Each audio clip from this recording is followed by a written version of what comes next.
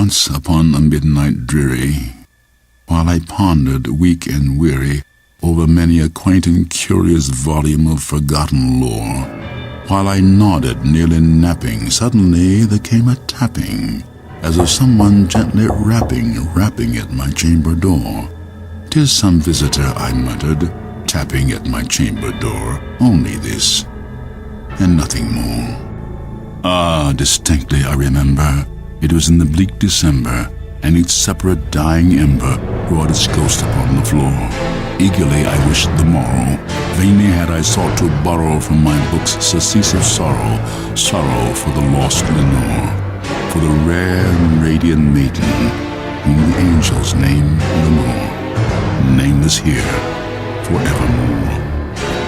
And the silken, sad, uncertain rustling of each purple curtain thrilled me, filled me with fantastic terrors never felt before, so that now, to still the beating of my heart, I stood repeating, "'Tis some visitor entreating entrance at my chamber door, some late visitor entreating entrance at my chamber door. This it is, and nothing more." Presently my soul grew stronger, hesitating then no longer. "Sir," said I, "or madam, truly, your forgiveness I implore, but the fact is I was napping, and so gently you came rapping, and so faintly you came tapping, tapping at my chamber door, that I scarce was sure I heard you." Here I opened wide the door. Darkness there, and nothing more.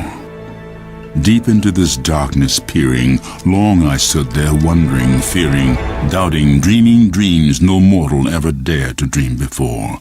But the silence was unbroken, and the stillness gave no token, and the only word there spoken was the whispered word, "Lenore?" This I whispered, and an echo murmured back the word, "Lenore." Merely this, and nothing more. Back into the chamber turning, all my soul within me burning, soon again I heard a tapping somewhat louder than before. "Surely," said I, "surely that is something at my window lattice. Let me see then what thereat is, and this mystery explore. Let my heart be still a moment, and this mystery explore. 'Tis the wind, and nothing more." Open here I flung the shutter, when with many a flirt and flutter in there stepped a stately raven of the saintly days of yore. Not the least obeisance made he, not a minute stopped or stayed he, but with mien of lord or lady perched above my chamber door, perched upon the bust of Pallas just above my chamber door, perched and sat, and nothing more.